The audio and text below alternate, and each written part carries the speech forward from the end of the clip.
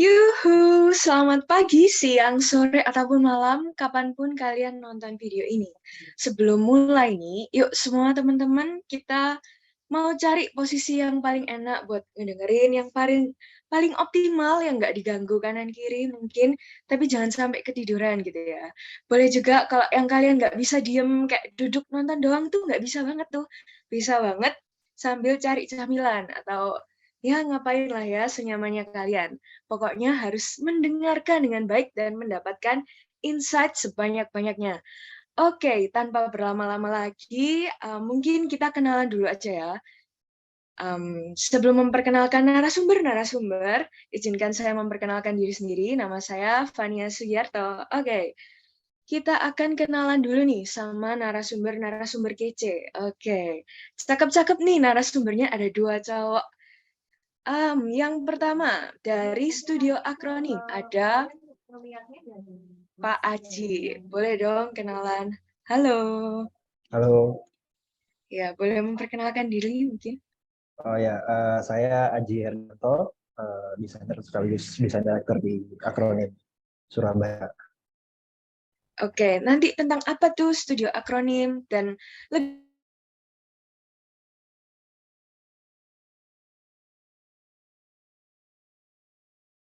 mendengarkan lebih lanjut, kita kenalan dulu sama narasumber kedua dari Elevate Branding. Ada Pak Frankie. Halo, halo. Halo, selamat pagi. Ini dengan Frankie. Saya dari Elevate Branding. Oke, sama ya. Nanti tentang apa itu Elevate Branding dan insight-insight yang akan kita dapat dari dua narasumber.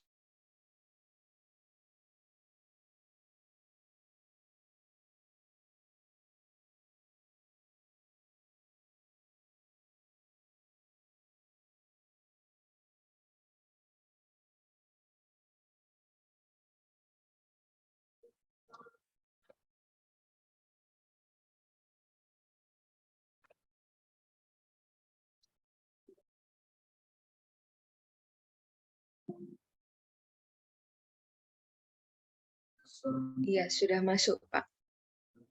Udah kelihatan? Kelihatan. Halo? Iya, sudah kelihatan. Oke, langsung aja ya. Selamat pagi teman-teman. Pagi. Untuk kali ini saya mau sharing singkat tentang branding. Mungkin kalau yang ini saya sharing lebih ke studi kasus aja nanti, jadi basic aja. Mengapa branding itu penting, apa fungsi branding, kayak kurang lebih kayak gitu sih, basic. Jadi langsung aja sekilas. Oke, kita kenalan dulu. Saya Adi Hardanto. Saya seorang desainer grafis, sekaligus juga desain director yang berbasis di Surabaya, Indonesia. Nah, ini foto saya. Lihat. Kurang lebih saya sudah ada di industri ini sejak tahun 2012, di 10 tahunan lah. Selama itu juga karya-karya saya ataupun bersama tim pernah di cover oleh beberapa website atau majalah baik lokal atau luar. Terus saya pertama kali karir sebagai desainer grafis mulai tahun 2012 di Surabaya. Fast forward ke 2016, saya memutuskan buat merintis studi desain saya sendiri bersama teman saya yang bernama Akronim. Kurang lebih situasi studio.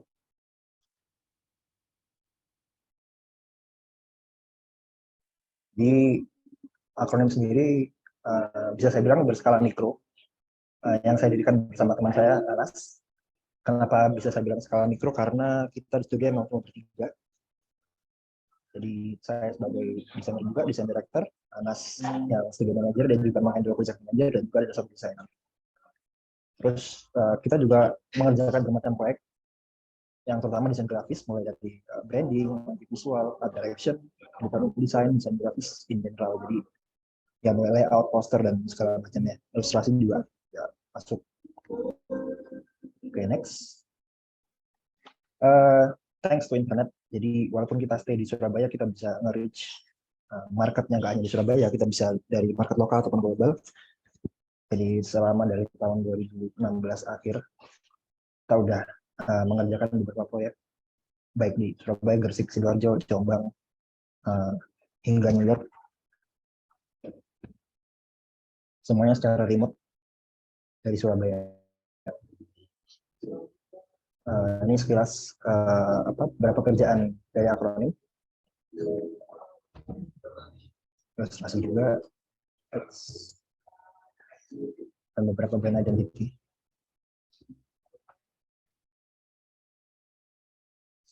Dan juga kadang kita bikin basic motion dari ilustrasi simple seperti itu. Oke, langsung masuk ke topik, tidak lama-lama. Jadi topik kali ini tentang branding. Ini akan sedikit sangat basic aja karena ini juga dari personal insight. Jadi apakah itu branding? Apakah sama dengan brand? Kalau menurut saya ataupun ya beberapa banyak orang juga, brand tidak sama dengan branding. Karena kenapa? Karena secara umum tuh kita bilang brand tuh identitas, capnya, simbol, atau merek, bisa nama, dan lainnya. Sedangkan branding itu adalah kegiatannya, kegiatan komunikasinya untuk membentuk perspektif kepada orang lain. Misalnya kita ingin membangun citra apa yang kita ingin buat untuk brand kita. Jadi brand adalah wajahnya, atau nama, atau cap simbol, sedangkan branding adalah kegiatannya untuk memperkenalkan diri kita atau untuk membentuk perspektif ke orang lain atau audiens atau bisa target market. Ya kurang lebih kayak gitu. Secara basic banget. Ini saya kasih contoh nih. Ini Bruno Mars. Jadi ada before, ada after. Ini contoh gampang. Bruno Mars yang lama, dia kalau bisa saya bilang semacam ya pop singer biasa. Istilahnya in general pop singer. Kemudian akhir-akhir ini kita bisa melihat image yang berbeda dari Bruno Mars. Istilahnya dia keluar sebagai singer dengan tema yang retro, vintage, dan itu didukung mulai dari tampilan, sound music, dan berbagai macam tetek bengeknya. Nah, ini kegiatan dia rebranding dari sebelumnya yang awal. Kita bisa melihat dia berubah. Nah, apakah dia perlu mengganti namanya menjadi Bruno Retro? Enggak juga, karena nama Bruno Mars tetap bisa dipakai. Yang dia lakukan adalah membangun elemen-elemennya supaya citranya, vintage-nya itu lebih dapat dengan keseluruhan image. Jadi istilahnya kalau misalnya kita bilang, apakah mengganti logo sama dengan branding? Enggak juga, karena harus banyak elemen yang harus diangkut kalau misalnya kita mau melakukan yang namanya branding. Jadi menjadi satu kesatuan. Ya, ini adalah contoh gampang dari Bruno Mars. Jadi kita membentuk perspektif. Jadi signifikansinya desain komponen visual itu dalam guideline branding. Kita sebagai orang komunikasi visual, dalam branding kita itu membentuk perspektif. Itu salah satu tugas kita. Signifikansinya kita VCD dengan branding. Oke, next, langsung aja. Ini ada studi kasus sangat ringan supaya bisa mudah memahami istilahnya fungsi branding itu sendiri. Oke, ini ada foto ikan cupang. Seller ikan cupang atau ya penjual ikan cupang. Dan misalnya di sini ada ikan cupang mewah. Di sebelah kiri juga tampak penjual ikan cupang di pasar. Jadi seperti kita ketahui, banyak penjual ikan cupang yang jarang memiliki branding yang kuat, terutama yang ada di pasaran. Jadi sebagian besar dia fokus hanya jualan produk, jualan organik tanpa komunikasi branding yang baik. Image yang ditampilkan juga terkadang tidak relevan dengan produk yang bisa dikategorikan sebagai produk premium. Kenapa bisa saya bilang produk premium? Karena saya dan teman di studio kita pernah koleksi ikan ini, kita pernah koleksi ikan cupang, dan memang base harganya bisa 500.000 ke atas, dan itu tidak ditunjang dengan looks yang sesuai dengan harga produknya. Ini secara general yang biasa sering kita lihat di pasar ikan. Ini bagaimana mereka display ataupun berjualan di pasar. What if? Nah, gimana kalau kita membawa sebuah image yang modern kepada penjual ikan beta atau ikan Jepang dengan grafis yang lebih appealing, warna yang unik, lebih bold, yang bisa kita ambil dari warna-warna ikan tersebut. Untuk apa? Tentunya kita bisa mengattract buyer di luar circle penghobi. Penghobi otomatis sudah pasti langsung ke seller tanpa perlu memikirkan image kebanyakan. Gimana dengan pasar dan di luar itu? Ya, especially buat milenial atau Gen Z yang dimana mereka tech savvy, care dengan tren, atau ya update dengan fashion. Istilahnya bukan penghobi yang berat, mungkin sekedar kasual, jadi ingin pelihara ikan, tapi melihat penjualnya kok kurang yakinkan, jadi nggak ada keinginan terdorong ke situ. Nah, gimana kita bisa nge-reach pasar tersebut melalui branding? Nah, memutar brief.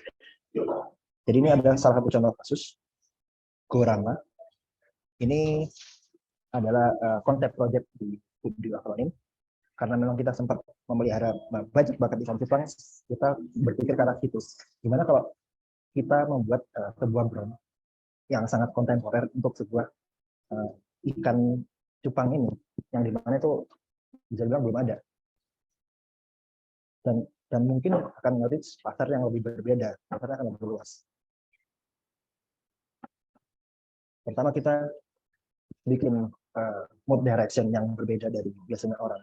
Seller-seller ikan Jepang membuat display produk mereka. Ini kita ingin tampilkan sesuatu yang casual, kontemporer, sesuai dengan mood bersandingan dengan laptop atau buku-buku.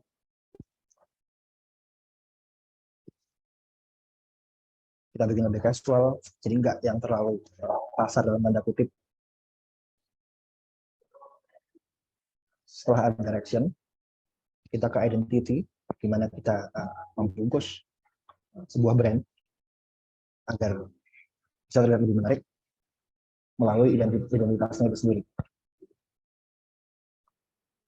Selain itu juga karena ini kita mau nge-branding full brand, jadi perlu juga ada support grafik. Jadi kita akan membuat grafik support untuk brand ini agar terlihat lebih menarik dan masuk ke pasar yang lebih baru. Kita menambahkan ilustrasi, kita bisa membuat pattern, kita bisa bermain ilustrasi dengan identitasnya, jadi akan terlihat sebuah brand yang benar-benar berbeda untuk produk ikan cupang. Kita membungkus makanannya, mikropelletnya, kita mendisplay bagaimana supaya terlihat menarik. Tidak hanya biasanya dengan bungkus plastik atau kiloan. Sebuah kartu nama untuk promosi. Terus kita bisa bermain seperti postcard atau imagery untuk bahan jualan, marketing tools. Terus gimana juga kita membungkus display ikan-ikan ini misalnya dalam collection, katalog collection, jadi terlihat lebih appealing. Terus selain itu juga dalam branding juga kita berkomunikasi, jadi kita nggak bikin kayak tadi cupang mahal atau cupangnya mahal-mahal untuk komunikasi yang terlalu direct. Kita bikin sesuatu yang lebih puitis, jadi kita ingin membangun sebuah brand yang nggak terlalu hard selling, gitu. Gimana kita berkomunikasi di sosial media, gimana kita komunikasi ke audiens, when habit begins to cost money, kalau lebih gitu.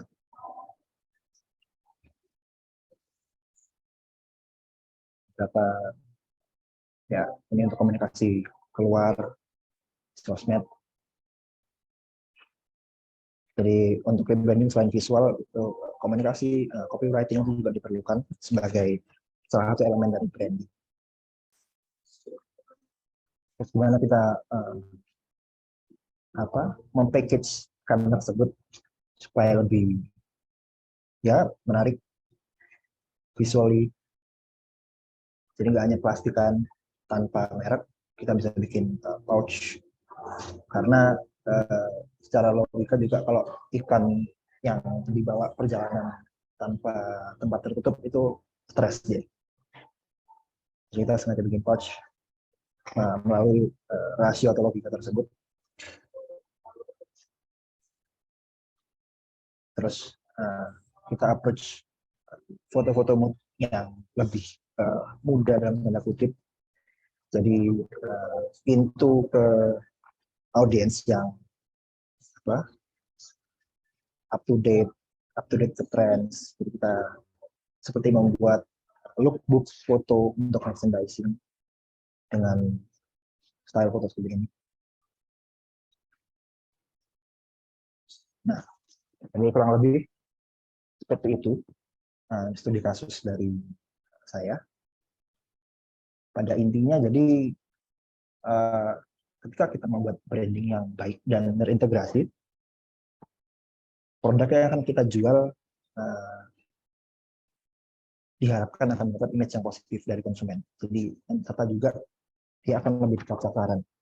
Jadi ketika kita membuat tidak hanya logo aja atau mungkin elemennya tidak bersatu padu, itu ya kurang lebih akan kurang maksimal. Jadi fungsi branding kembali ke basic, fungsi branding sendiri juga ya ini, ketika kita membuat sesuatu yang terintegrasi dengan baik, semua elemennya bersatu padu, jadi diharapkan dia akan memberikan image yang baik juga di audiens dan juga lebih tepat sasaran.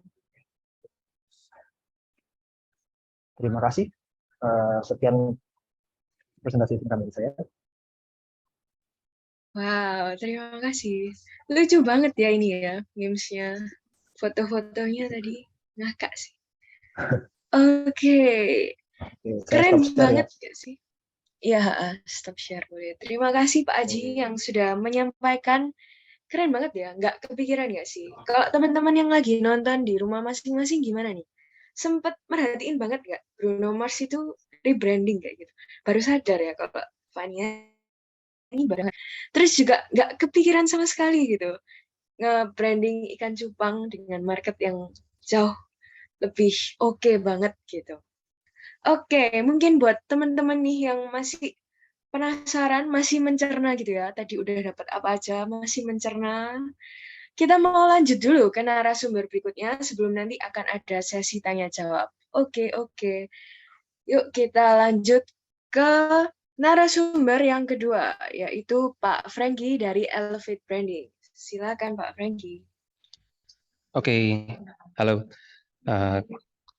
Banyak pencerahan ya dari Mas Aji. Thank you banget juga udah sharing tentang branding. Saya juga terus belajar, walaupun udah mengawali dari 2005 saya. Namun tadi beberapa hal, kadang-kadang saya tentang Bruno Mars saja tadi nggak nyadar sebenarnya. Keren banget. Jadi pengamatan-pengamatan yang jeli sekali dari Mas Aji ya. Nah, saya nggak nyiapin kayak presentasi gitu, cuman mungkin saya nanti akan putar video aja, video singkat tentang Elevate. Namun, kalau dari aku sih mungkin akan sharingnya lebih kepada kenapa sih teman-teman kalau misalkan kuliah di Visual Communication Design, nanti akhirnya itu teman-teman akan mempertimbangkan bahwa kebidangan atau sesuatu yang dikerjakan nanti ditekunin itu di bidang branding. Jadi aku berkaca kepada aku dulu ya, kenapa aku sampai terjun ke branding. Bahkan pada waktu itu sebenarnya terms branding at my time, waktu itu aku kuliah di tahun angkatan 2001 ya, terms branding itu termasuk cukup baru banget pada waktu itu ya. Jadi ketika pada waktu itu branding ada, itu at that time itu aku bahkan baru kenal branding itu ketika kuliah itu pada waktu tugas akhir kuliah. Jadi pada waktu itu ada seorang teman tugas akhirnya itu dia mengerjakan personal branding seorang artis. Dan pada waktu itu tugas akhir aku itu integrated marketing communication ya, jadi pada waktu itu. Dan ketika melihat ada seorang teman mengerjakan personal branding itu, kemudian aku bertanya-tanya, oh branding ini apaan ya? Dan pada waktu itulah aku mungkin baru nyadar bahwa selama berkuliah aku nggak pernah pergi ke perpustakaan kayak gitu ya. Dan pada waktu itu baru cari-cari buku, berkenalan dengan branding. Dan at that time aku sendiri sebagai seorang mahasiswa visual communication design itu adalah seorang yang ngertinya adalah seorang mahasiswa yang nantinya kalau kerja itu ya mendesain kayak gitu. Dan pada waktu itu aku paling anti sebenarnya atau paling nggak suka kepada hal-hal yang berbau tentang marketing. Jadi pada waktu itu ada sebuah majalah, sampai sekarang mestinya masih ada, majalahnya namanya SWA. Itu aku ingat banget, itu adalah salah satu majalah yang pada waktu itu aku hindari banget. Jadi aku pikir kalau aku seorang desainer, I think aku nggak perlu tahu hal-hal yang berbau tentang bisnis dan marketing. But ternyata aku ketika dalam perjalanan salah banget. Dan akhirnya aku baru paham, dan kemudian aku menekuni branding itu karena aku melihat bahwa kenapa ya sebuah bisnis yang satu dengan yang lain, let's say kalau kita ngomong bisnis kopi ya, ada kopi-kopi lokal, ada kopi-kopi internasional ya, itu kenapa yang satu bisa lebih laku, kenapa yang satunya kurang laku, atau kalau kita bilang kita ngomong soal preferensi ya, kenapa orang itu salah satunya lebih suka ke kopi Starbucks, ada yang lebih suka ke kopi titik koma, ada yang lebih suka ke yang satu yang dengan yang lainnya itu kenapa ya? Ada yang lebih berhasil, ada yang enggak. Ternyata di balik semua itu ada sebuah strategi yang mana kita sebut sebagai branding. Dan seperti tadi sudah dijelaskan Mas Aji juga bahwa branding itu kita ngomong sebenarnya serangkaian bagaimana kita itu menciptakan identity. Nah, tentu di dalam penciptaan identity sendiri, itu kita berbicara tentang bagaimana kita mengidentifikasi atau mengenali terlebih dahulu kepada siapa yang mau buat bisnis atau branding itu. Misalkan diri kita sendiri atau di klien. Dan setelah identity itu diciptakan, itu selayaknya kita lagi mau ngorbitin artis gitu ya. Setelah identity-nya diciptakan, artis ini mau bergerak di mana, mau menekuni bidang apa, apakah dia sebagai seorang penyanyi ataukah dia itu silakan kalau penyanyi apa kayak gitu. Dan kemudian setelah terdefinisi dengan baik, kemudian di touch up, kemudian disesuaikan ya seperti tadi Bruno Mars ketika dia melakukan rebranding dari tampilan aja sebenarnya udah kelihatan. Jadi istilahnya dia pasti ketika melakukan rebranding itu dia melakukan penggalian lebih dalam kepada diri sendiri. Kemudian dia juga melakukan pengamatan terhadap pasar ini sekarang bergeraknya kemana. Kemudian dia juga pasti melakukan pengamatan kepada persaingan di dalam bisnisnya dan kemudian dia melakukan pengamatan kepada tren yang sedang berlaku sehingga akhirnya dia memutuskan untuk melakukan perubahan itu. Dan segala macam perubahan atau sebuah identitas yang kemudian diciptakan itu pasti berpikir tentang bagaimana sesuatu yang diciptakan ini atau brand atau bisnis ini itu bisa relevan kepada kebutuhan pasar, menjawab kebutuhan dari pasar yang ada. Pasti di dalam kebutuhan pasar itu kalau kita bilang secara customer, kita pasti akan menjawab kepada dua hal, yaitu needs and want. Jadi ada yang butuh, ada yang mau. Jadi pasar itu ada yang butuh dan mau. Seperti tadi kalau misalkan kita melihat ada ikan cupang tadi ya. Ikan cupang barang hobi, berarti lebih banyak orang yang akan mau. Jadi pengen kayak gitu. Jadi kalau misalkan apa yang kita besut itu akan menjawab orang punya keinginan, maka branding itu akan menjadi relevan ke marketnya. Dan tugasnya sebagai seorang brand designer, brand strategist itu menciptakan hal-hal yang bisa mengkonekkan itu semua. Jadi kita sebagai mahasiswa nantinya, ketika kita memutuskan untuk bekerja, branding ini menjadi pilihan karena I think pasti ada teman-teman yang istilahnya maunya itu lebih banyak ke segala sesuatu yang berupa penciptaan identitas tadi. Tetapi memang kalau kita ngomong branding itu kan luas banget ya. Sebenarnya branding itu juga nantinya kita ngomong tentang research, kita ngomong tentang analisa. Jadi semua hal. Jadi kalau aku bilang itu otak kanan, otak kiri semua sama-sama dipakainya kayak gitu. Nah, untuk itu sebagai gambaran singkat aja, aku mau share screen. Oke, screen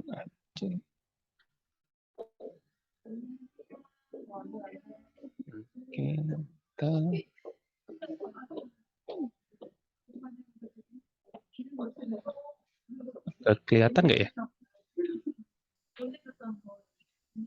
Oke, kelihatan ya. Jadi ini video profil singkat sebenarnya udah lama banget dibuat. Oke, aku putar ya. Kreasi Sorry. aplikasi gitu sih. Oh, mungkin belum catch up sama ini. Belum ya? Atau Iya, kalau video oke, kalau di tempat saya sebenarnya udah muncul, tapi oke, bentar. But anyway, kalau misalkan sampai bermasalah nggak bisa muncul juga, saya nggak usah share juga nggak apa-apa sih. Ntar saya ulang ya, saya coba lagi.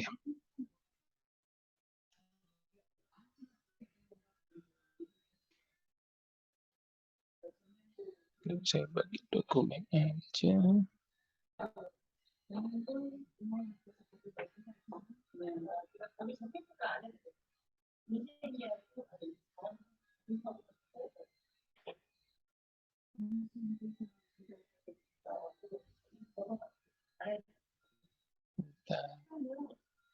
Coba lagi.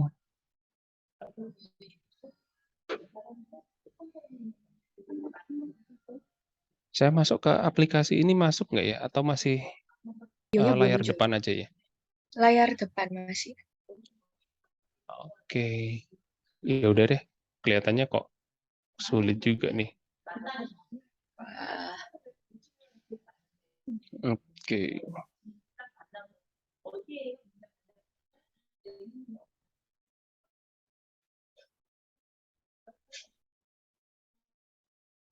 Oke deh, nggak usah deh. Saya ngomong aja daripada apa tergantung sama videonya juga. Oke, so di Elevate sendiri kita itu biasanya nanganin berbagai klien juga, dan sebenarnya kalau saya mau sharing lebih kepada hal-hal yang berhubungan dengan kerjaan kita, jadi kita kalau sekolah kita pasti banyak berhubungan nanti teman-teman belajar tentang hal-hal yang bersifat teknikalitas. Jadi istilahnya belajar aplikasi, belajar software dan sebagainya. Tetapi saya juga sharing bahwa nanti ketika di dalam kita bekerja, kadang-kadang yang kita saya alami secara pribadi juga, sebenarnya yang paling perlu teman-teman gali juga satu adalah wawasan. Jadi di luar dari kebidangan kita, karena kita di dalam servicing kita akan menghadapi klien-klien yang istilahnya dari berbagai macam bidang. Sehingga kita pun harus juga relevan kepada bidang-bidang yang ditekunin sama klien atau bisnis-bisnis apa yang sedang mereka mau kerjakan. Kedua, sebenarnya di luar hal teknikalitas yang sebenarnya kita hadapin, itu yang paling penting juga untuk kita pelajarin adalah ilmu tentang psikologi atau bagaimana kita menghadapi klien. Sempat saya bilang kepada tim, kadang-kadang yang kita kerjakan itu nggak sesulit kita menghadapi kliennya. Jadi istilahnya kadang-kadang tasnya atau tugasnya itu sebenarnya kita bisa lakukan, tapi yang lebih sulit itu adalah bagaimana memanage hubungan dengan klien, bagaimana kita juga mengerti visi dan misinya klien seperti apa. Karena kadang-kadang bahasa kita, kemudian pemikiran kita dengan bahasa dan pemikiran dari klien itu bisa beda banget kayak gitu.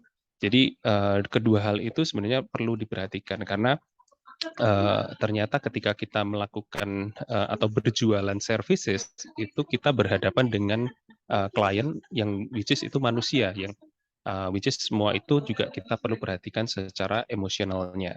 Jadi teman-teman nanti kalau belajar di VCD di UC pasti akan belajar tentang pasti tentang entrepreneurship juga ya. Jadi kalau kita ngomong entrepreneurship, pasti kita banyak juga berhubungan dengan penggalian potensi diri, penggalian potensi daripada sourcing yang kita punya. Dan itu semua kalau aku bilang sebenarnya adalah prinsip-prinsip membangun bisnis itu juga hampir memiliki garis lurus dengan prinsip-prinsip branding. Karena saya melihat bahwa branding ini nggak bisa dipisahkan dari bisnis, bisnis nggak bisa dipisahkan dari branding. Jadi selama orang mau buat bisnis, sebenarnya orang pasti butuh branding. Nah, dari aplikasinya, maka aplikasinya juga banyak banget. Jadi tadi sempat dijelaskan juga banyak apa namanya, saat ini orang bermain di misalkan di sosial media, maka branding sendiri juga menjadi dasar di dalam sosial media tersebut. Jadi kadang-kadang juga kalau ngomong soal itu juga ya, kita hari ini ketemu sama orang-orang yang memerlukan untuk di-manage sosial medianya. Cuman kadang-kadang kita juga secara kalau kita ngomong branding secara khususnya, maka sebenarnya kalau kita bilang sosial media itu sebuah panggungnya atau sebuah medianya kan. Jadi intinya adalah bagaimana kita menciptakan strategi dan konsep yang akhirnya kita bawa ke panggung yang berupa sosial media tersebut. Kadang-kadang yang terjadi adalah kita hanya bermain untuk mengisi atau sekedar mengisi daripada sosial medianya tersebut. Kemarin lalu saya sempat bertemu dengan istilahnya seorang klien gitu kan. Jadi dia juga memiliki desainer juga, dia bisa menciptakan sesuatu untuk sosial medianya. Tetapi yang dia keluhkan itu dia bilang bahwa desainer kadang-kadang hanya berkutat di brand designer berkutat di kebidangannya dia. Dia nggak terlalu mikir tentang sampai bisnisnya klien. Ini juga mungkin salah satu yang kaprah juga ya, nggak memikirkan bisnisnya klien. Jadi sehingga yang dikejar hanya bagus, kelihatan rapi, kelihatan tertata, kelihatan ada kayak gitu. Nah, pada akhirnya bagus, rapi, kelihatan dan ada yang hanya indah saja kadang-kadang belum tentu bisa melayani kebutuhan daripada bisnisnya. Itu yang istilahnya perlu kita perhatikan. Jadi nanti di dalam proses belajarnya teman-teman juga pasti akan berhadapan dengan hal-hal yang istilahnya kalau tadi kan banyak menyajikan study case gitu kan. Ya memang case-case tersebut itu akan kita tanganin dan kita landasi dengan pemikiran. Makanya branding itu kan proses penciptaan merek, proses bagaimana sebuah merek itu menampilkan sesuatu dan membuat orang memiliki impresi terhadap brand tersebut. Dan apapun yang kita lakukan sehingga bisa menimbulkan impresi tersebut, itulah yang bisa dibilang branding. Jadi apapun itu, bukan cuman ngomong soal apa yang terdesain. Jadi kalau kita ngomong manusia ini punya panca indera ya, 5 panca indera ini, jadi semua yang disentuh, yang sengaja distrategikan untuk menyentuh ke semuanya itu adalah branding. Maka termasuk di dalamnya salah satu yang paling simpel misalkan kalau kita ke rumah makan gitu ya, salam sapanya itu juga adalah bagian dari branding. Jadi kalau kita menganggap bahwa branding itu sebenarnya hanya produknya hanya sebuah visual dan desain saja, sebenarnya itu terlalu sempit. Jadi kalau kita bilang desain sendiri, term desain sendiri itu juga artinya adalah bagaimana kita itu merencanakan sesuatu untuk tujuan tertentu, bukan dalam lingkup visual saja. Jadi memang kalau teman-teman sekarang belajar di visual communication design, maka memang bagaimana caranya kita berkomunikasi melalui bahasa visual. Tapi lebih luas lagi kalau teman-teman di branding, maka teman-teman akan memikirkan yang lebih luas dari itu, kecuali kalau teman-teman memang membatasi bidangnya teman-teman itu adalah hanya visual branding, seperti itu. Ya, kurang lebih itu dari saya sih, teman-teman. Thank you very much.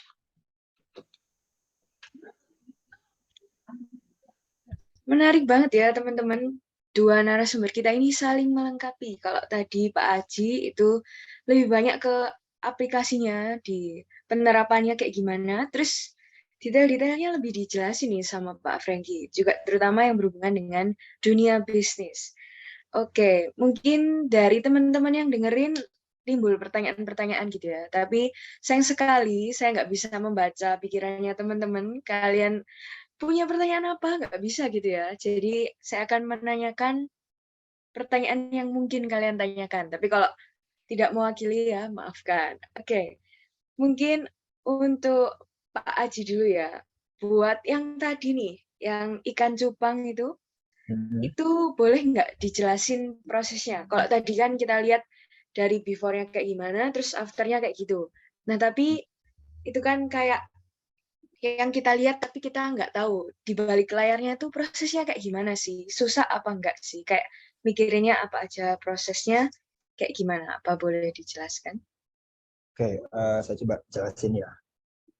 Sebenarnya kalau proses sendiri ya kurang lebih hampir sama kayak biasanya kita berproses gimana kita mau menciptakan merek atau gimana kita mau mendevelop sebuah brand. Jadi sebenarnya berangkatnya dari apa ya, bisa dibilang bukan keresahan sih, semacam kayak selentingan ide. Jadi karena saya dan teman-teman juga ketika kita sering belanja ikan tersebut, kita kan terus ke pasar atau kita juga kadang berbelanja lewat sosial media, kita tuh melihat sebagai orang yang terbiasa dengan visual, kita ya mungkin karena itu juga ya, jadi kita ngeliat kenapa ya kok nggak ada seller atau brand ikan cupang yang dia menjual seperti semacam boutique shop atau istilahnya terintegrasi lah. Kenapa kita bergerak seperti itu? Karena kita anggapnya waktu itu sedang hype banget dan itu bisa menembus pasar di luar para penghobi yang udah lama. Nah, mungkin ketika ada sesuatu atau sebuah brand ikan cupang yang terintegrasi atau visualnya bagus atau secara komunikasi dia berbeda, itu mungkin akan menarik pasar yang lebih luas. Nah, dari situ kita pengen nyoba nih. Belum ada ya penjual pasar-pasaran ini yang terbranding dengan baik kayak gitu istilahnya. Karena rata-rata emang mereka menjual secara organik, dia jualan cupang mungkin ya dari mulut ke mulut. Biasanya para penghobi kan juga pembelinya kan dari itu kan. Kalau yang dari mulut ke mulut, akhirnya jadi mereka kayak merasa nggak perlu ada sesuatu istilah mencoba hal yang baru lah. Kayak gitu. Atau mungkin gampang kayak misalnya ada orang jualan es teh, terus ada juga yang branding es teh Indonesia kurang lebih kayak gitulah. Jadi kita menjual produk general, kita bungkus untuk menaikkan value-nya istilahnya gitu. Jadi kalau secara proses berangkatnya dari situ sih, dari ngelihat sekitar aja sih. Lalu baru kita mulai cari-cari, oke kira-kira yang bisa kita ingin nyoba nih, mau masuk ke pasar yang mana. Kayak mungkin yang tadi yang saya contohin kan mungkin pasar milenial atau Gen Z dengan spesifikasi yang seperti berikut, mungkin tech savvy, update ke fashion, trend, maka kita coba mengarah ke situ secara mood, kita bikin foto-foto direction yang seperti itu, yang casual, yang lebih ya hampir sama fashion kayak gitu sih. Jadi istilahnya kita ingin nyoba, apakah ini bisa nge-breakthrough ke pasar yang baru apa enggak kayak gitu. Dari produk ikan cupang kayak gitu sih. Jadi gitu makanya. Wow, oke.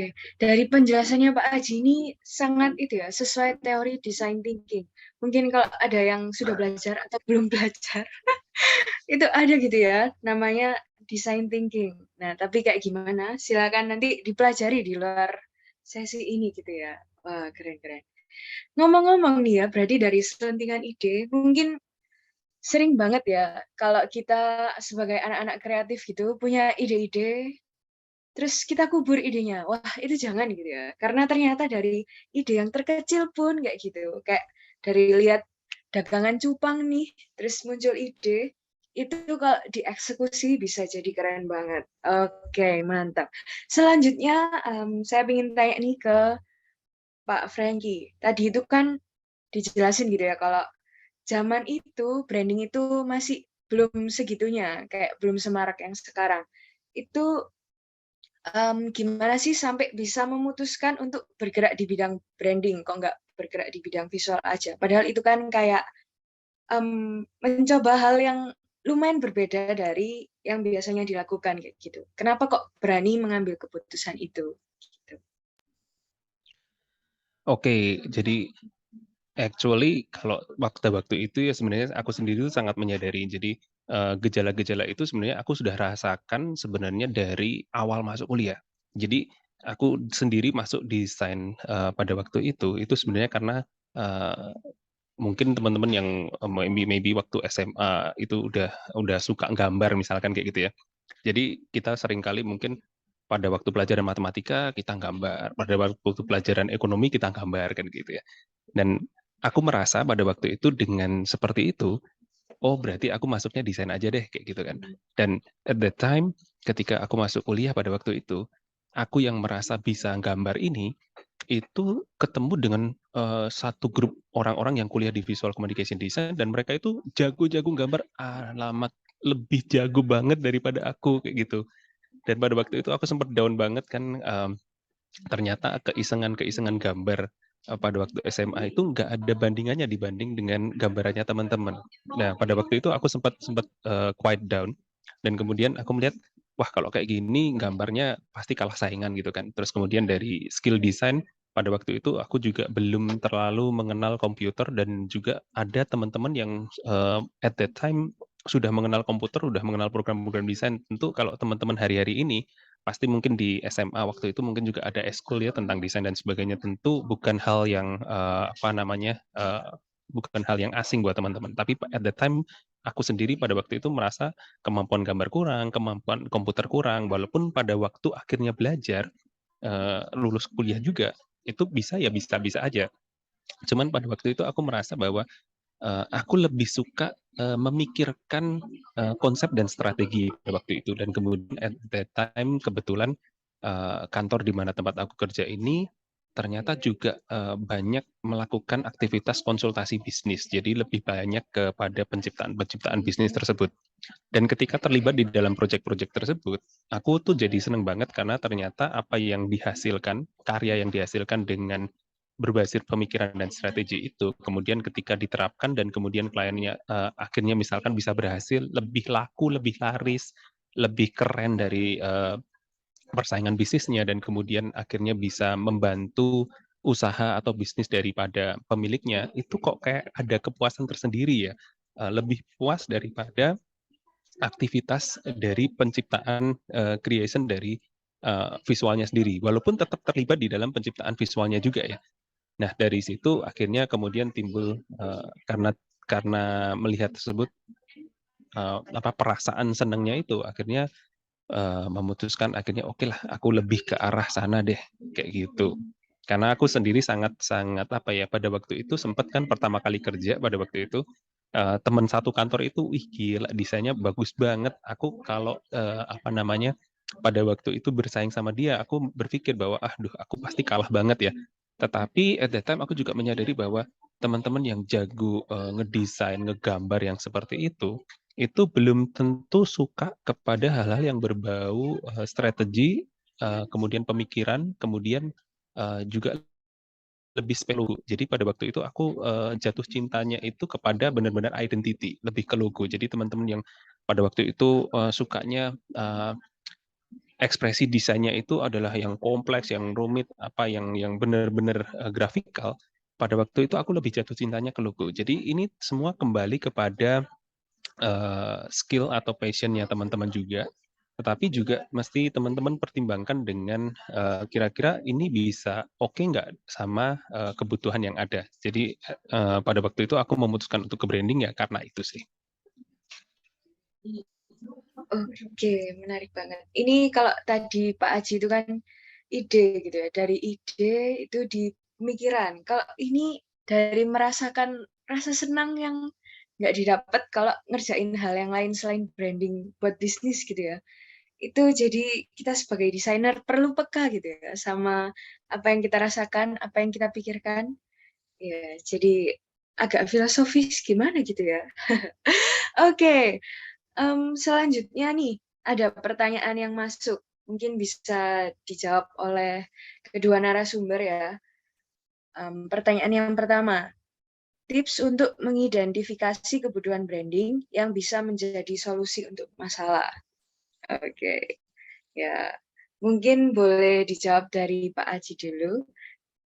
Tips untuk mengidentifikasi kebutuhan branding yang bisa menjadi solusi untuk masalah. Silahkan.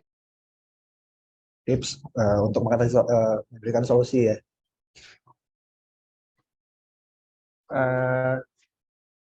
Tipsnya sih kalau bisa ya sama kayak tadi, kita lihat ke ini dulu, kita jangan langsung mikir ke visualnya sih, kita cari dulu butuhnya apa, kebutuhannya untuk apa. Terus misalnya kalaupun misalnya ini sebuah brand atau produk yang akan di launching, itu misalnya target marketnya siapa, nah dari situ baru bisa di breakdown aja sih. Jadi misalnya kita nge-breakdown, nggak nulis gampang-gampangannya, saya punya sebuah brand nggak laku, misalnya kayak gitu. Saya jualan teh tapi nggak laku. Nah, itu nggak lakunya kenapa? Karena itu jangan langsung kita menjustifikasi oh ini karena visualnya jelek. Nggak juga, karena branding nggak sebatas visual juga, benar kata Pak Franky tadi. Jadi harus di breakdown lagi, apakah komunikasi yang sudah tepat. Kalau misalnya komunikasinya belum tepat, berarti kita masuk ke komunikasinya. Karena juga apakah branding apakah logonya nggak tepat? Nggak juga, karena rebranding juga nggak mesti ganti logo, bisa kayak gitu sih. Jadi tipsnya ya kita identifikasi dulu dia ada di bagian mana masalahnya. Jangan langsung lari ke visualnya kalau misalnya mau cari akarnya sih. Nah, biasanya dari situ baru langsung keluar list ide-ide atau ya mungkin visual ya dan segala macam kayak gitu. Mungkin bisa ditambahin Pak Franky, silakan Pak. Oke, kalau dari aku kan tadi pertanyaannya kan gimana sih supaya menjurus ke solusinya. Kalau dari aku sih sebenarnya pertama-tama yang tak lakukan pasti lebih banyak mendengar. Jadi istilahnya sama sebenarnya kalau aktivitas dokter ya. Jadi istilahnya dokter itu kan nggak mungkin langsung tahu ya harus meresepkan obat apa. Jadi seorang dokter itu kan biasanya harus mendengar, oh pasien ini punya keluhan apa sih, pengennya seperti apa. Kemudian bila diperlukan, dokter kemudian akan menyuruh ya, jadi pasien itu untuk melakukan cek darah, cek urin, dan sebagainya. Nah, sama seperti di kebutuhan branding sendiri, menuju ke proses solusi, kita mesti banyak mendengar. Jadi kalau saya bilang sih sebenarnya lebih kita sebagai seorang desainer, baik seorang desainer maupun branding consultant, perlu banyak mendengar dan prinsipnya itu lebih kepada bagaimana kita berempati kepada kebutuhan dari customer tersebut. Empati sendiri juga artinya adalah bagaimana kita menempatkan diri di kepalanya klien. Mereka memikirkannya seperti apa sih, kebutuhannya seperti apa. Karena kadang-kadang yang kita lupa, kita sebagai seorang desainer sudah merasa paham dan sudah merasa bisa punya ilmu desain dan branding kayak gitu. Sehingga kadang-kadang lupa berempati kepada kebutuhan dari klien tersebut. Jadi kalau empati di sini saya sering terjemahkan juga dengan bagaimana kita membuat diri kita empty, kosong, kemudian kita mengisinya dengan pemikiran-pemikirannya klien. Sehingga dari pemikiran-pemikiran itu kita kemudian baru istilahnya get the feeling, kita get the need, kita bisa tahu, oh ternyata seperti ini. Kalau seperti ini, maka solusi-solusinya yang bisa dipikirkan alternatifnya seperti ini, kayak gitu. Jadi kalau sebagai seorang konsultan juga kita selalu memberikan pertimbangan dan kemudian pilihan alternatif solusi. Jadi kalau solusinya seperti ini, pro-nya seperti apa, cons-nya seperti apa. Kalau solusi yang B, pro-nya seperti apa, cons-nya seperti apa. Sehingga dari seperti itu akan membawa klien atau customer kita itu lebih kepada kemudahan untuk pengambilan keputusan. Seperti itu. Oke, terima kasih untuk jawabannya dari Pak Aji dan Pak Franky. Kurang lebih sama gitu ya. Kalau Pak Aji tadi bilang, kita cari dulu nih akar permasalahannya apa supaya bisa menemukan solusi. Nah, kalau dari Pak Franky, kita dengarkan dulu. Membuat diri kita empty supaya kita bisa berempati tentang kebutuhannya klien. Itu juga mirip gitu ya sama mencari akar permasalahannya. Jadi kurang lebih kayak gitu. Tapi untuk pertanyaan berikutnya nih, gimana kalau kita udah nemuin solusi dari akar permasalahannya itu, tapi si klien ini punya keinginan yang beda kayak gitu. Jadi keinginan klien tidak sesuai dengan masalah yang ditemukan, tidak sesuai dengan solusi yang sudah kita pikirkan. Itu gimana ya? Mungkin boleh dijawab dulu dari Pak Aji lagi ya. Silakan. Oke, kalau keinginan klien berbeda dan bersikeras gitu ya, tidak sesuai dengan solusi. Kalau secara personal biasanya sih tak kabulkan. Enggak. Jadi kita kasih kembali ke dari Pak Franky tadi. Kita kasih pros and cons-nya. Jadi istilahnya itu tuh benar-benar bisa buat pertimbangan gitu. Jadi apakah kalau misalnya ada bersikeras misalnya Pak Bu ini solusinya ada di A, ternyata dia wah nggak bisa Mas, kalau B aja gimana loh? Ya kalau B ntar efeknya bakal kayak gini. Jadi kita tetap kasih gitu loh. Sejauh kita push sejauh mungkin. Kalau misalnya sampai mentok ya udah ya, namanya realita klien ya, kembali lagi ya, kita belajar psikologi juga, kita juga nggak bisa memaksakan sesuatu yang memang nggak bisa dipaksakan juga, karena mungkin ada beberapa type atau beberapa tipe orang juga, dia merasa saya sebagai klien juga memegang hak penuh atas pilihan saya, jadi memang ada beberapa yang kayak gitu juga.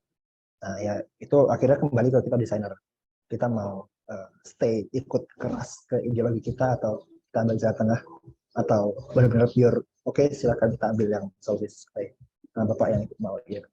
Ya itu sih tadi akhirnya ya kembali ke kita sebagai desainer, gimana kita menyikapi hal tersebut, ya belajar psikologi juga. Yang bisa ditambahkan Pak Franky. Oke, kayak gitu tuh sering banget terjadi ya. Jadi istilahnya itu sebenarnya sebuah hal yang dilematis sebenarnya, kita sebagai desainer, konsultan kayak gitu ya. Jadi itu gimana adalah prerogatifnya dari klien. Jadi itu benar-benar haknya mereka. Yang kita bisa berikan memang cuma pertimbangan. Nah, tetapi yang saya pelajarin juga sebenarnya ini, klien itu gimana di dalam mungkin pemikiran mereka yang punya keunikan tersendiri, kadang-kadang yang seperti itu, aku tetap menghargai bahwa klien-klien ini gimana itu punya insting bisnisnya sendiri, yang somehow kita orang baru ya, yang baru kenal mungkin, baru memahami mereka, itu istilahnya masih cetek banget dibanding dengan insting bisnisnya mereka. Apalagi kalau kita ketemu sama klien-klien yang misalkan udah menjalani bisnis itu tahunan, puluhan tahun gitu ya. Jadi mereka kadang-kadang punya pendekatan yang instingnya itu layak banget untuk kita pelajarin dan ketahui. Sehingga kita sebagai pendampingnya mereka ini, kita bisa berjalanan beriringan dengan itu. Tetapi memang istilahnya mesti bijak banget untuk melakukan semuanya itu.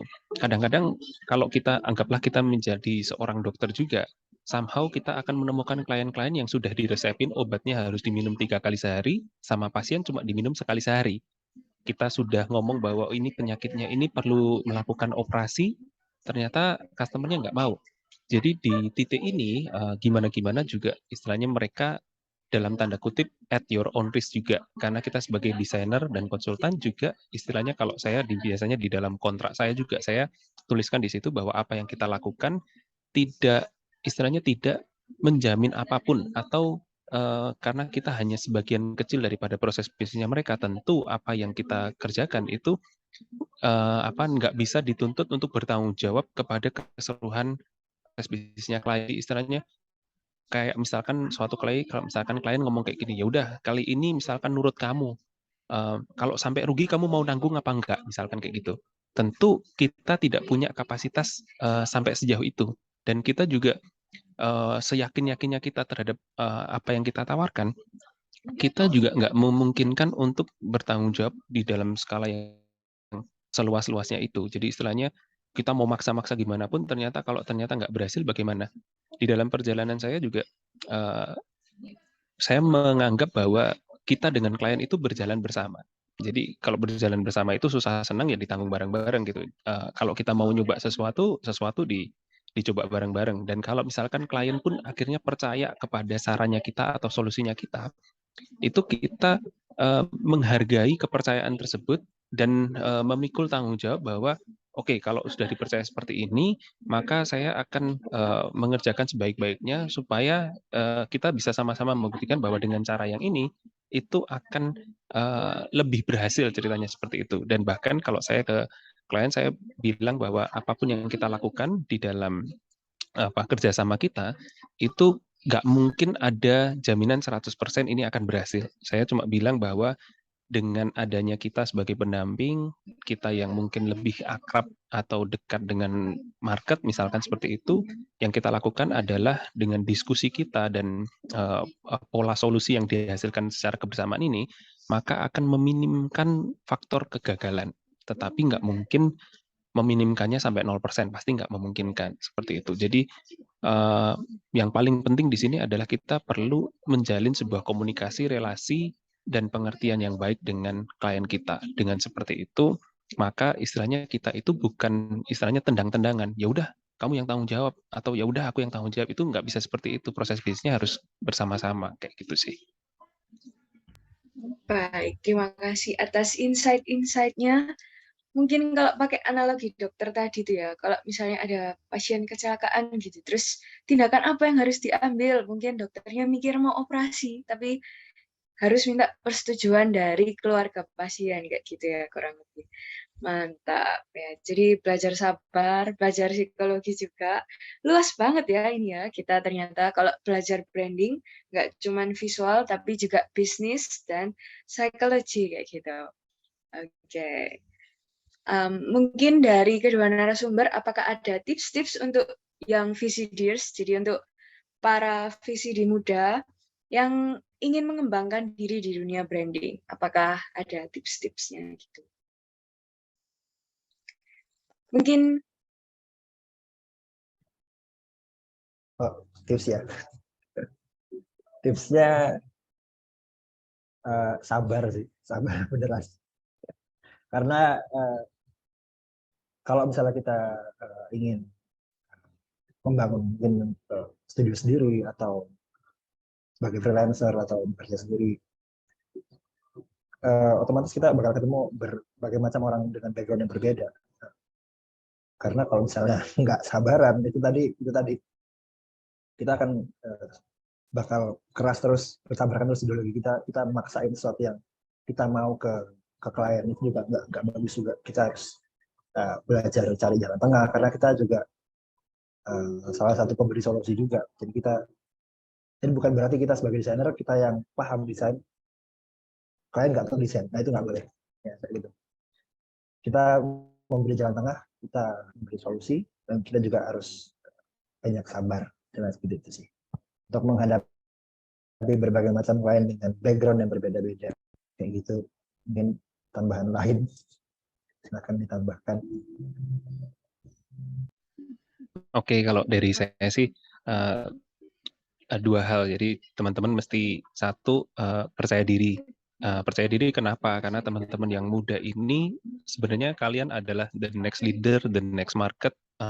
Beberapa yang terjadi hari-hari ini sebenarnya teman-teman sebagai seorang istilahnya mahasiswa, kemudian nanti misalkan next generation designer atau branding consultant atau apapun itu, teman-teman itu punya privilege di mana teman-teman memiliki informasi dan skill yang menurut saya paling mumpuni. Jadi kalau saya di umur saya ini sebenarnya wajib takut seperti wajib takut kepada kalian sebenarnya. Tetapi di satu sisi adalah di usia saya ini juga harus istilahnya banyak memfasilitasi teman-teman juga.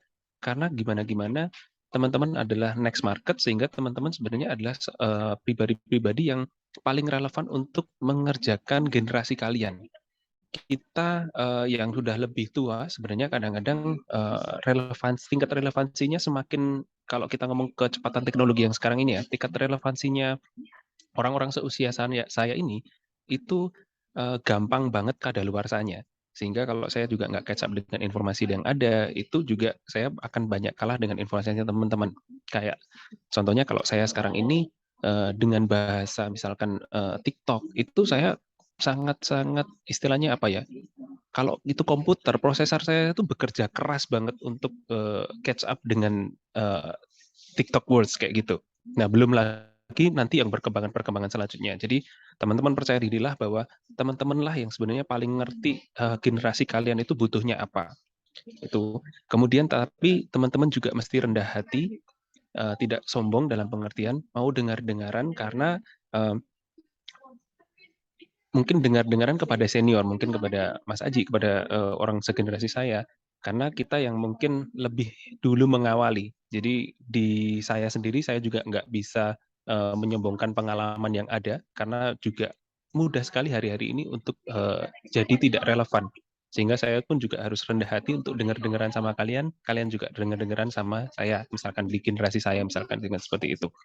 Jadi dengan hal-hal ini tadi, maka keseimbangan antara percaya diri dan kerendahan hatian kalian inilah yang istilahnya kalian akan mampu menemukan solusi-solusi yang istilahnya fit atau match dengan kebutuhan yang terkini, kayak gitu sih.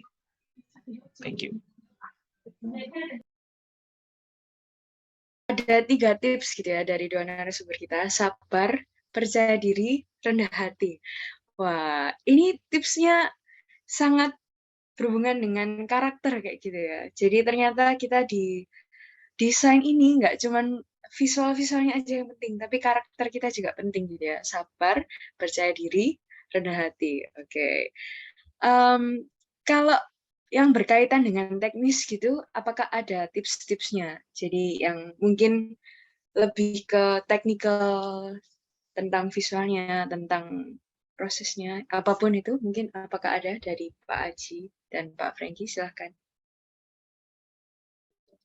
Kalau untuk teknis stay up to date aja sih sama tren-tren desain yang mendatang. Jangan stay di satu, ada apa yang baru ya dilihat saja, terus apa yang baru cek kayak gitu sih. Stay update kalau secara, terus juga jangan ini jangan bosan update portofolio kalau teknikal. Jadi nggak tahu kalau anak-anak sekarang ya, kalau waktu zaman saya kuliah teman-teman di 2007 apa kebanyakan kita ketika lulus itu nggak ada portofolio yang terarsip gitu. Nah, mungkin buat teman-teman yang sedang berjalan kuliahnya, sering-seringlah mengarsip kerjaan kalian walaupun itu sebatas konsep work, itu sangat penting. Setiap update sama tren baru, sering-sering mengarsip portofolio, itu sih kalau dari saya.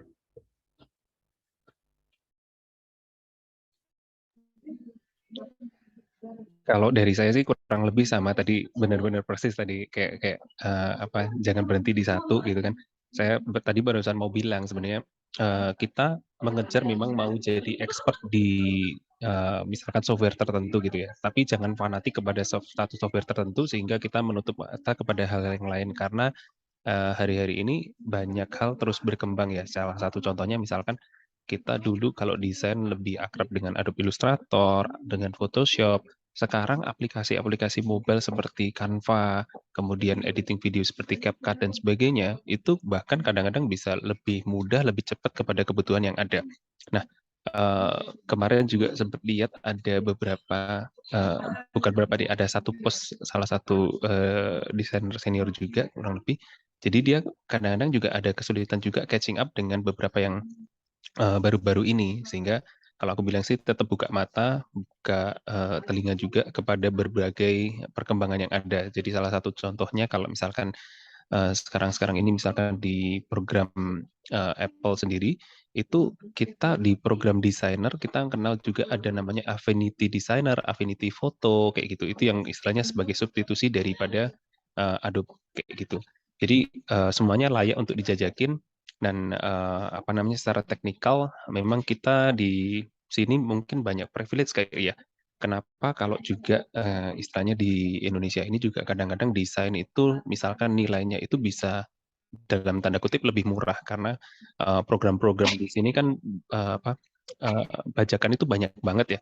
Kalau di luar itu kalau kita mau pakai Adobe apa segala macam itu kan perlu bayar mahal. Jadi persaingan kita itu terhadap hal yang berupa aplikasi itu sangat-sangat apa ya, sangat-sangat tricky sekali. Sehingga teman-teman di sini mengakomodirnya adalah jangan fanatik kepada satu aplikasi. Jadi aplikasi itu sebenarnya adalah sesuatu yang apa namanya, membantu kita, mendukung kita.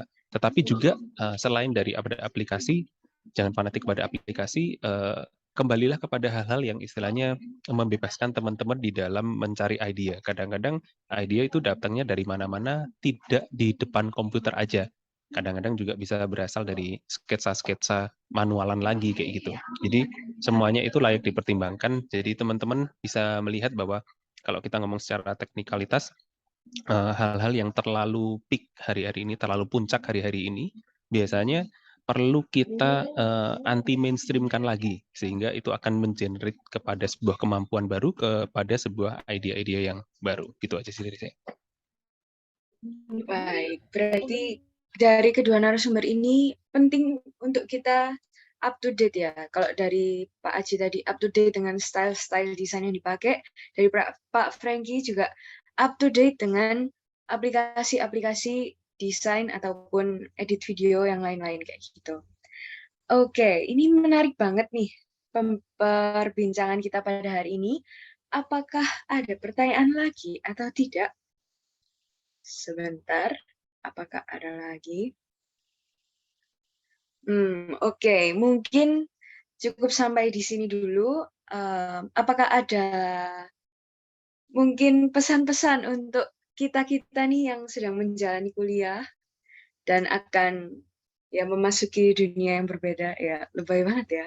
Memasuki dunia perdesainan ini mungkin yang tips untuk yang sedang kuliah atau tips yang akan memasuki dunia profesional kayak gitu. Apakah ada ya pesan-pesan gitu? Silakan Pak Aji. Pesannya masih sama kayak yang tadi. Persiapkan diri kalian. Sering-sering ya mengarsip portofolio. Kalaupun misalnya kalian ingin menuju ke satu tempat atau ke satu tujuan, misalnya aku ingin ilustrasi, ya kalian fokuslah di ilustrasi bisa gitu. Daripada menjadi generalis ya lebih baik spesialis kok menurut saya sih. Ya sama kayak saya juga sih, saya kurang di menggambar, akhirnya saya terjun ke editing atau logo sama kayak Pak Franky bisa kayak gitu. Dan kalau misalnya ada yang suka advertising, ya terjunlah fokus ke advertising sejak sebelum kalian terjun ke dunia kerja. Jadi lagi kuliah di crafting lagi, cari maunya apa, ke arah yang mana, sebisa mungkin untuk kalian crafting terus.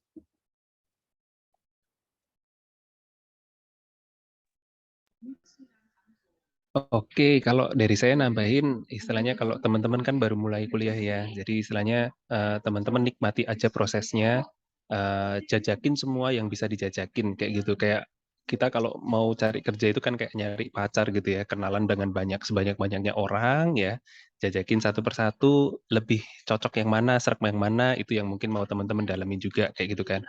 Dan jangan terburu-buru dengan prosesnya, nikmatin aja. Memang proses itu pasti butuh waktu, butuh curahan tenaga ya, tapi nikmatin aja. Dan kemudian kalau pesan saya buat teman-teman yang istilahnya, memang kita semua kayak, oh ya udah cepet kuliah, cepet kerja, cepet kuliah, cepet kerja. Tapi kalau di mana teman-teman ini punya kapasitas untuk belajar lebih, belajarlah lebih lagi. Bila teman-teman memungkinkan atau punya privilege untuk misalkan ngambil S2, ambillah S2, kayak gitu. Jadi ilmu itu kan nggak pernah ada habisnya ya.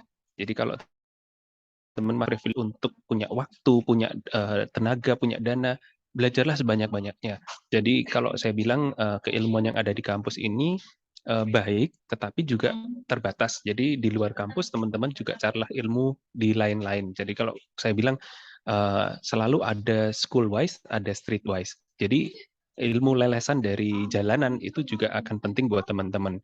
Jadi tidak semuanya yang berasal dari kampus itu adalah selalu yang terbaik. Jadi saya bilang juga bahwa kalau kita hanya mengejar nilai di kampus, nilai tersebut hanya relevan di kampus. Tetapi kalau kita mengejar nilai juga di luaran kampus, maka sebenarnya kita akan bisa relevan kepada kebutuhan kita kelak. Karena anyway, kehidupan kita nanti bukan kehidupan di kampus only. Jadi pesan ini saya sampaikan karena saya belajar dari pengalaman saya dulu bahwa saya merasa kuliah saya ini udah dibayarin orang tua dengan susah payah, sudah mahal gitu kan. Jadi saya pada waktu itu mikirnya adalah ya udah saya pokoknya kuliah yang benar-benar. Nah, kuliah benar-benarnya versi saya ini itu benar-benar mengejar kualitas daripada nilai saja dan lulus cepat-cepatnya. Padahal sebenarnya keilmuan itu kan banyak dari mana-mana. Terbuktilah sebenarnya teman-teman saya yang istilahnya magang sampai kemana-mana, kemudian malah kuliahnya molor juga. Mereka itu dapat ilmu yang menurut saya lebih baik daripada saya. Jadi jangan batasin nilai itu kepada nilai yang di kampus saja. Jadi carilah yang menghasilkan nilai bahkan di luar kampus. Jadi lengkapilah kedua hal itu, combine-kan sehingga itu menjadi racikan yang paling baik buat teman-teman semuanya. Kayak gitu. Dapat dari sesi branding Introduction to VCD kali ini. Wow, ini kalian beruntung banget ya teman-teman. Kalau dulu angkatannya Fania, ya berasa tua ya. Saya angkatan 2020.